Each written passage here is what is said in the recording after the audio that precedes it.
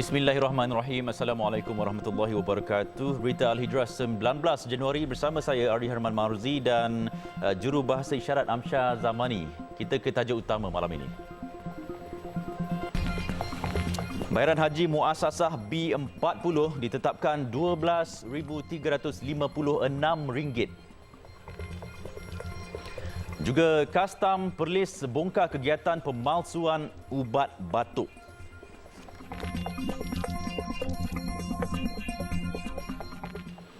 Kadar bayaran bagi bakal haji Muassasah kumpulan B40 yang akan menunaikan ibadah itu buat kali pertama ditetapkan RM12,356 seorang tahun ini dengan kos haji bagi setiap jemaah berjumlah RM33,300.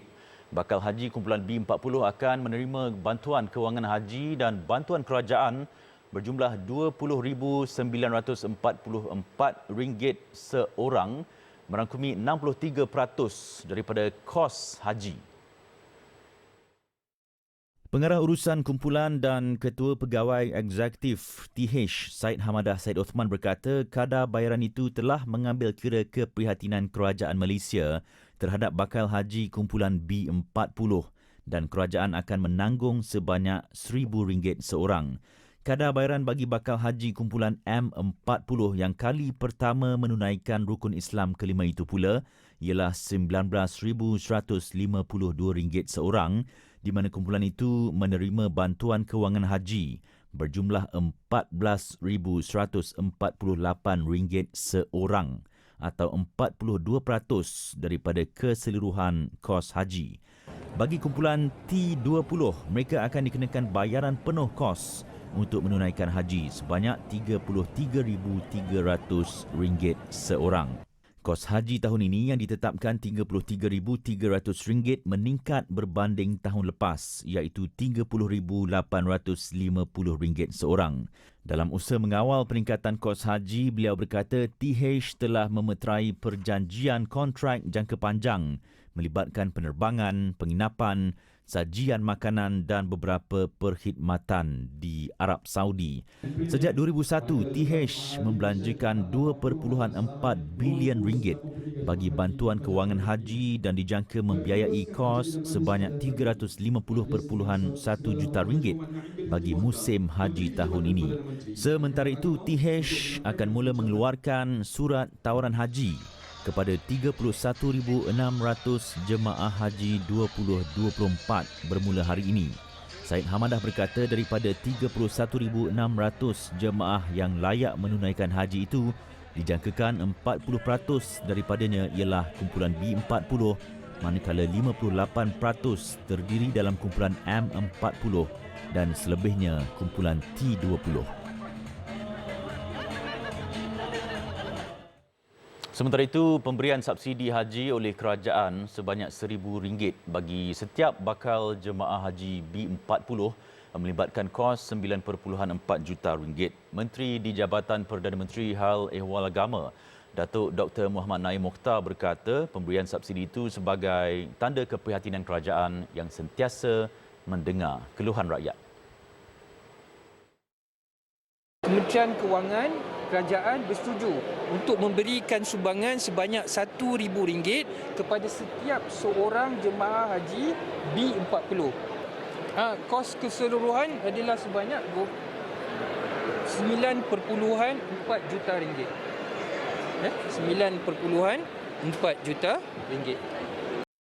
Beliau berkata demikian kepada media selepas merasmikan Majlis Karnival Haji, Umrah dan Pelancongan Pengelola Jemaah Haji Karnival PJH 1445 Hijrah 2024 Masihi, Anjuran Tabung Haji dan Persatuan Syarikat Pengendalian Pelancongan Bumiputera Malaysia Bumitra di Movenpick Sepang petang tadi. Bagi musim haji tahun ini, sebanyak 25 syarikat telah menerima lesen pengelola jemaah haji daripada TH untuk beroperasi sebagai pengelola jemaah haji. Kesemua syarikat yang terpilih telah melalui penilaian yang ketat berdasarkan syarat-syarat yang ditetapkan TH. Sehubungan itu, Datuk Dr. Muhammad Naim mengingatkan orang ramai agar mengambil pakej haji daripada salah satu dari 25 syarikat yang dilesenkan. Berhubung isu penipuan haji dan umrah yang sering berlaku, beliau menegaskan bahawa syarikat-syarikat berkenaan akan dibawa ke muka pengadilan. InsyaAllah tabung haji akan bekerjasama dengan lebih rapat dengan Polis Diraja Malaysia dan juga MOTEK untuk memastikan mereka-mereka yang syarikat-syarikat yang tidak bertanggungjawab ini akan dibawa ke muka pengadilan. Saya juga dah bercakap dengan rakan sejawat saya, Datuk Armizan, untuk kita bincang dan lihat ruang dan peluang bagaimana penguatkuasaan terhadap mereka-mereka yang menipu dalam pakej haji dan umrah ini boleh dihukum, dibawa ke muka pengadilan dan mereka-mereka yang bakal haji dan umrah yang telah ditipu akan mendapat hak mereka itu. Karnival PJH akan berlangsung selama 3 hari bermula hari ini sehingga Ahad depan. Orang ramai boleh mendapatkan pakej umrah dan haji daripada 25 syarikat yang dipercayai dan telah mendapat lesen sebagai pengelola haji oleh TH.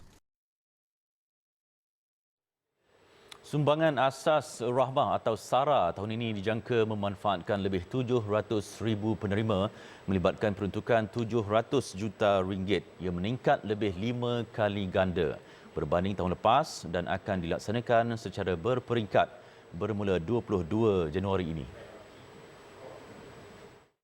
SARA juga menyaksikan beberapa penambahbaikan tahun ini di mana penerima program itu diperluas kepada golongan miskin dan miskin tegar berbanding tahun 2023 yang hanya terhad kepada miskin tegar. Kadar bantuan untuk isi rumah SARA pula meningkat kepada RM1,200 berbanding RM600 pada tahun 2023, manakala kadar untuk golongan bujang kekal RM600. Penggunaan kredit program SARA juga diperluas daripada hanya makanan asas kepada 3 kategori barangan asas tambahan iaitu barangan kebersihan diri, ubat-ubatan dan peralatan persekolahan. Di bawah program ini, penerima yang layak boleh membeli barang keperluan asas terpilih dengan menggunakan MyCard di kedai-kedai runcit berdaftar. Kerajaan juga telah meluaskan rangkaian rakan runcit kepada 515 buah tahun ini. Bagi penerima semenanjung, bantuan SARA akan disalurkan secara bulanan iaitu RM100 sebulan untuk isi rumah dan warga emas tiada pasangan dan RM50 sebulan untuk golongan bujang. Manakala bagi penerima di Sabah, Sarawak dan wilayah Persekutuan Labuan pula, ia akan disalurkan 2 kali setahun iaitu RM600 untuk isi rumah dan warga emas tiada pasangan dan RM300 untuk golongan bujang. Baik, kelonggaran pemakaian baju sukan ke sekolah diteruskan untuk sesi persekolahan 2024-2025 yang akan bermula Mac ini. Menteri Pendidikan Fadlina Siddiq berkata, keputusan itu berdasarkan sesi libat urus yang telah dilaksanakan dengan semua pihak berkaitan, termasuk warga pendidik dan ibu bapa. KPM katanya memutuskan pemakaian pakaian seragam sekolah dan pakaian sukan masing-masing 2 hari dan sehari pakaian kokurikulum. Keputusan itu dibuat bagi meringankan beban ibu bapa serta memudahkan mereka untuk membuat persiapan persekolahan lebih awal.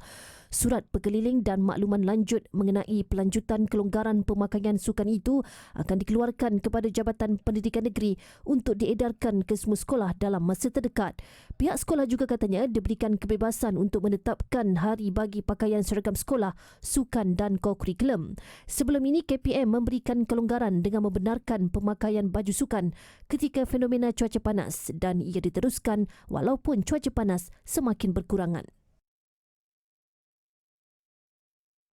Kegiatan pemalsuan jenama ubat batuk berjaya dibongkar Jabatan Kastam Diraja Malaysia JKDM Negeri Perlis selepas menyerbu sebuah rumah sewa di Simpang 4 yang dijadikan makmal pemprosesan ubat batuk. Serbuan di premis yang terletak di kawasan terpencil dan dikelilingi sawah padi itu dibuat pada jam 2.30 petang Isnin lalu hasil maklumat orang awam. Ketika serbuan terdapat seorang warga Thailand dan seorang warga tempatan di premis terbabit yang cuba bersembunyi di dapur. Hasil pemeriksaan di dalam premis tersebut mendapati terdapat beberapa kotak mengandungi botol-botol disyaki ubat batuk dengan kuantiti 100 ml setiap botol. Jumlah keseluruhan cecair ubat batuk yang dirampas adalah sebanyak 8,100 botol ubat batuk yang telah siap dibotolkan. 1,000 liter cecair disyaki ubat batuk di dalam tong yang belum dibotolkan. Beliau berkata demikian pada sidang media di Pejabat JKDM Cawangan Penguatkuasaan Marin Kuala Perlis hari ini. Pihaknya percaya ubat batuk ini akan dicampurkan dengan ketum serta air berkarbonat untuk menghasilkan minuman Cakoroy di mana ia akan menghasilkan rasa khayal yang kuat. Bekalan ubat batuk ini dipercayai untuk pasaran tempatan dan turut diseludup keluar ke Thailand. Nilai rampasan keseluruhan dianggarkan mencecah RM400,000. Suspek berusia 28 dan 54 tahun itu dibebaskan dengan jaminan kastam sementara menantikan pertuduhan di mahkamah. Kes disiasat mengikut Seksyen 9-2 Akta Racun 1952.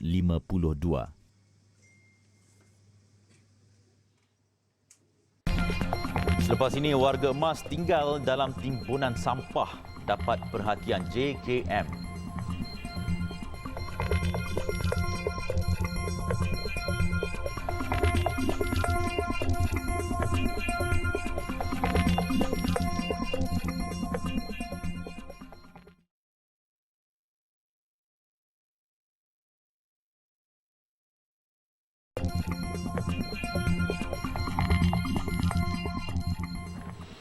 Masih bersama Berita Al-Hijrah, mencecah usia 77 tahun dan dengan keadaannya yang uzur. Seorang warga emas di Ipoh, Perak terpaksa melalui kehidupan yang amat dhaif, malah tinggal dalam persekitaran yang tidak bersih.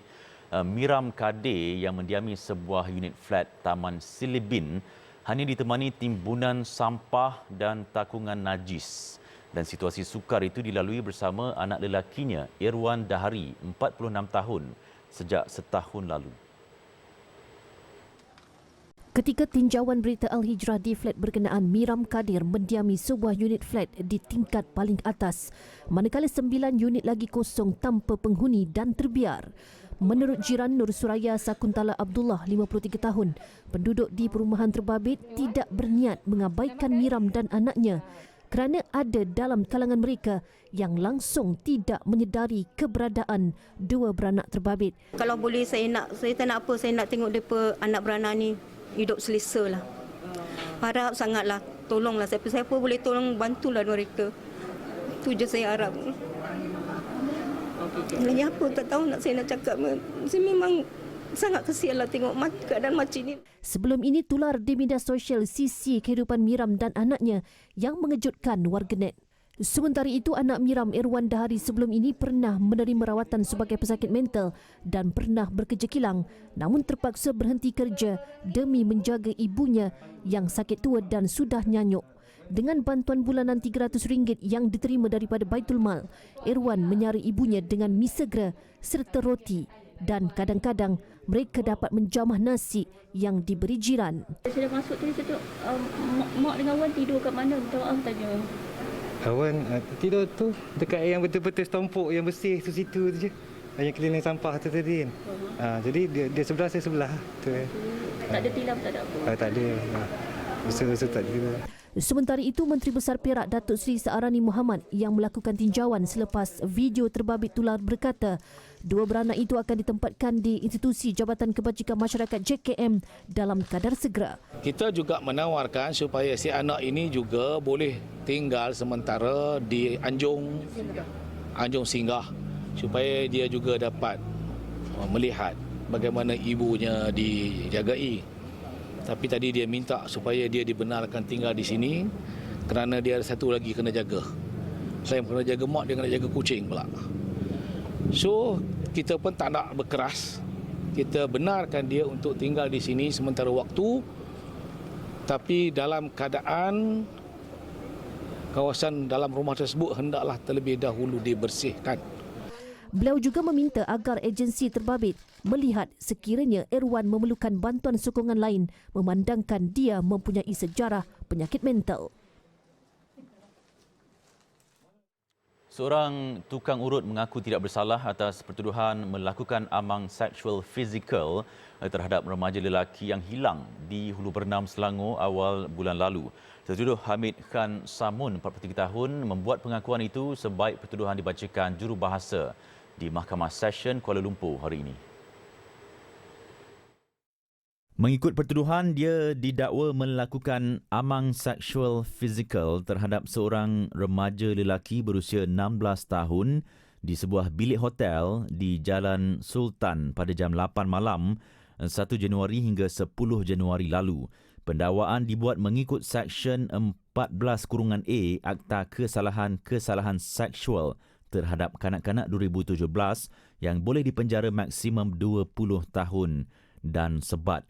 Hakim Muhammad Kafli membenarkan jaminan RM8,000 dengan seorang penjamin dan syarat tambahan tidak mengganggu saksi dan melaporkan diri di balai berdekatan setiap bulan.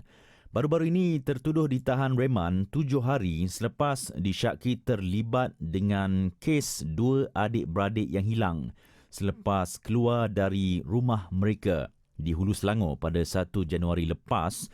Remaja tersebut mendakwa dikurung dalam sebuah motel di Jalan Petaling oleh individu tidak dikenali sebelum berjaya menyelamatkan diri.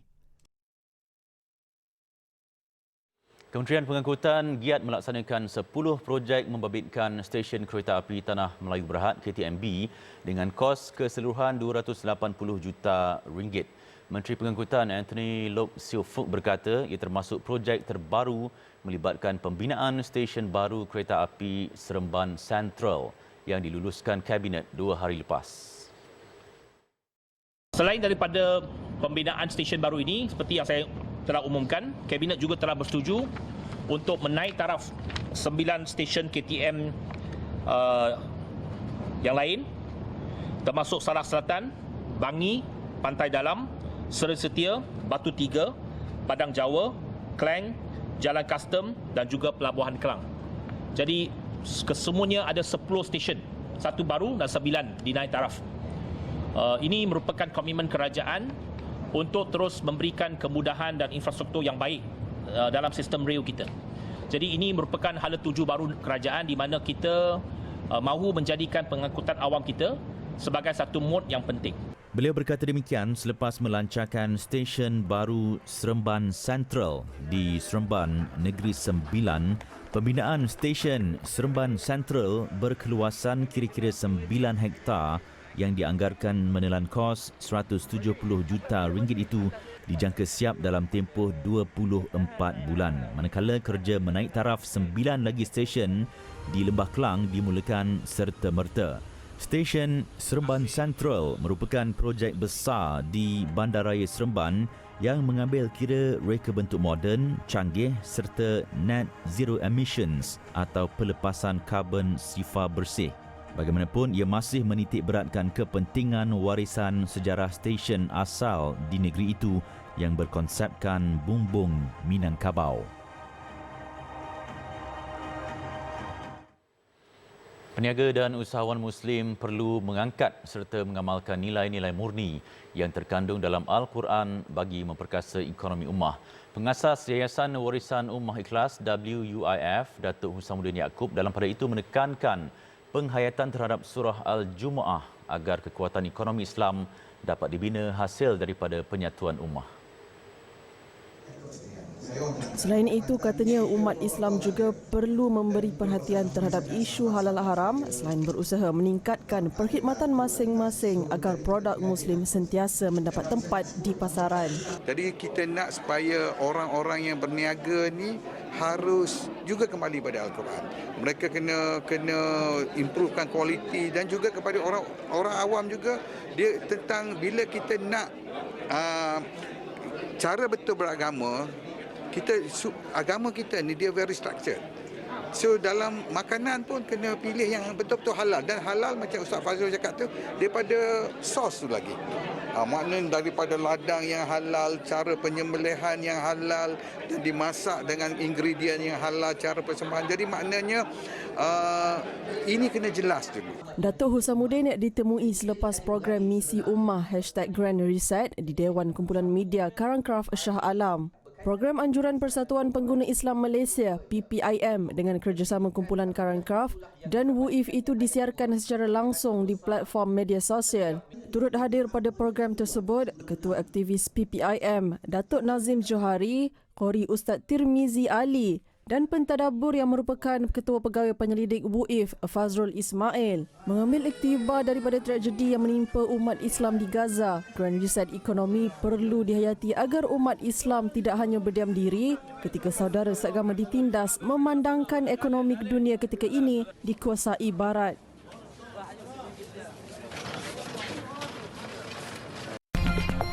Penduduk Tel Aviv desak Netanyahu hentikan perang di Gaza.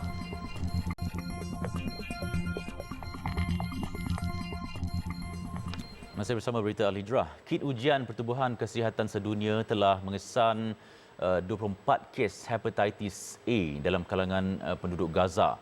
Ketua Pengarah WHO Tedros Ghebreyesus berkata selain wabak itu, Gaza juga diancam demam kuning yang dilapor turut merebak di semenanjung wilayah itu. Hepatitis A, virus yang disebarkan melalui makanan dan air yang tercemar atau sentuhan langsung dengan individu yang dijangkiti boleh mengakibatkan ancaman kesihatan yang teruk. Jelas Tedros, walaupun belum ada kematian akibat virus tersebut setakat ini di Gaza, namun penyakit keradangan hati itu boleh menyebabkan kesihatan rakyat Gaza memburuk. Dalam pada itu, ribuan kes demam kuning juga dilaporkan akibat daripada hepatitis A. Sejak Perang 7 Oktober lalu, 85% penduduk Gaza yang hilang tempat tinggal berdepan ancaman ketiadaan air bersih, makanan dan sumber ubat-ubatan.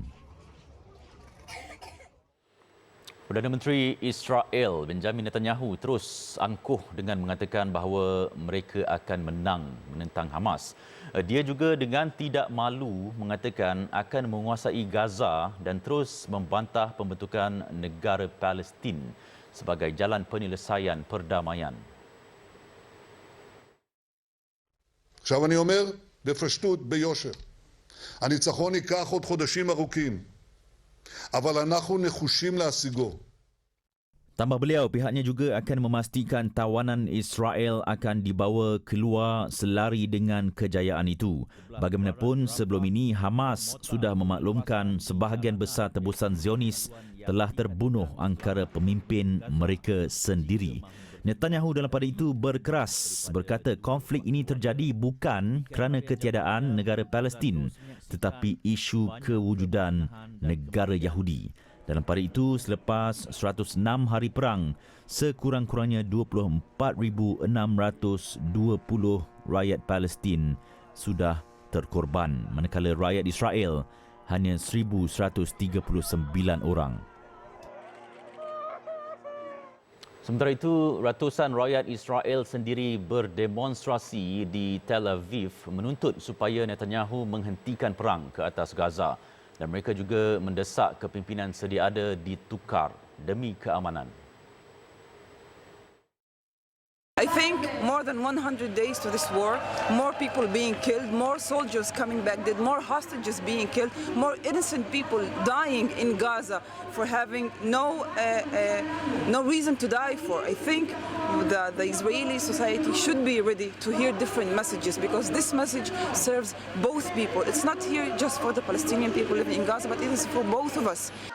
Rula yang turut serta dalam demonstrasi ini berkata, parti yang ada ketika ini hanya membincangkan bagaimana mahu menduduki Gaza, membunuh rakyat Gaza dan meletakkan kehidupan rakyat dalam perang berpanjangan.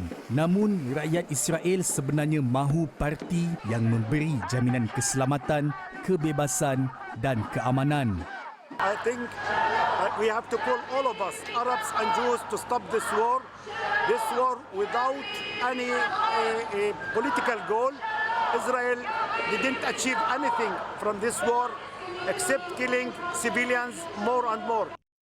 Sehingga kini matlamat Zionis kononnya untuk menghapus kumpulan Hamas tidak berjaya. Namun yang menjadi mangsa adalah orang awam, terutama kanak-kanak. Mereka berterusan mendakwa pejuang Brigade Al-Qassam menjadi rakyat Gaza sebagai perisai, sedangkan tentera Zionis itu buntu bagaimana mahu membunuh Hamas.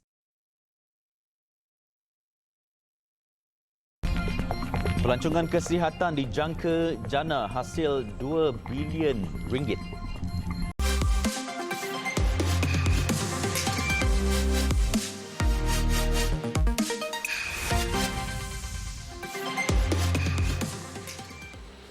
Prospek pelancongan kesihatan di Malaysia masih positif hasil daripada kemudahan dan perkhidmatan bertaraf dunia yang disediakan pada harga yang setara dengan pasaran.